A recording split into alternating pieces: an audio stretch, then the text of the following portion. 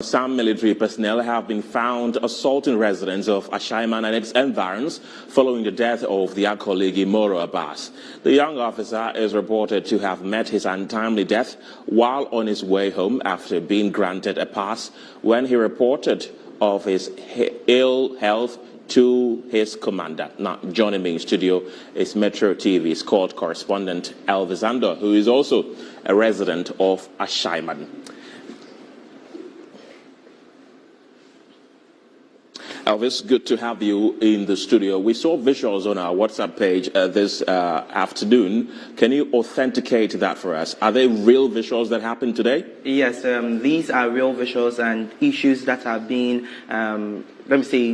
perpetrated by some military persons who have actually found their way into Ashaiman. As at 4 a.m. today, we had some vehicles, armored vehicles, entering into the community, and later around 5, we also had helicopter flying around the community, and it was because of the death of their colleague Abbas Imoro, who died. That was last week. Now, the whole thing changed when people started going out to do their normal duties. We had others shouting for help and calling for help because they were being lashed. Others were also being beaten. Others were also made to sleep on the floor, the wet floor, as we had a wet day this morning. They were asked to sleep on the wet floor, and they were being lashed at that very instant, and that was a very, very bad thing. Myself, when I got out in a way of going to actually get a car to the office, I was stopped by one of the military men, and I told the military man I'm a journalist. So had it not been one of the guys who knew me and said, oh, he's a journalist, so you can let him go, I wouldn't be able, because they've blocked some of the major streets, especially the one from the court area to Taifa, and also from Ashaiman Small Market, we call it, to Newtown. That road has also been blocked. And so you can't even get the opportunity to use another route unless maybe you divert your route towards maybe Jericho or other parts of the community. You mentioned that there was helicopter and so on and so forth. That means there's a whole entourage of soldiers there at the moment. Yes. Do we have higher ranked military personnel? Because it looks like it's an operation that they are all embarking on. So the question we should be asking is who deployed these people to the community? Because if you are there for an investigative purpose, then I don't think that, in my opinion, you should worry a civilian who is going to do his job. Yours is to survey the area and look for pieces of evidence that could lead to your, your outcome of results. But this is a case where people are not even being allowed to go and do their normal duties. This is the case that people are being stopped. Even market women can't go to the market as at the moment. When I passed through the market was totally shut down. It looked like a ghost market. But that shouldn't be the case.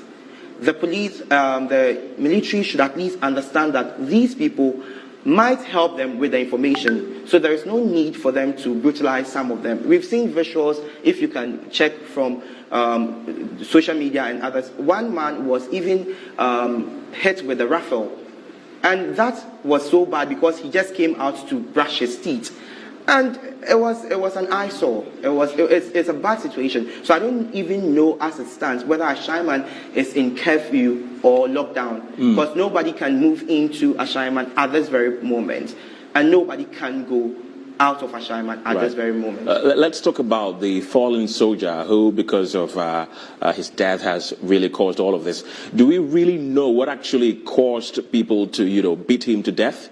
Okay, so report has it that before his death, he went to visit someone who is actually being told, we are told that it's the girlfriend. Now, what happened there was that after sitting with the girlfriend for talks, he left the place, and on his way, when he got to Ashaiman P Square, that was when the attack started.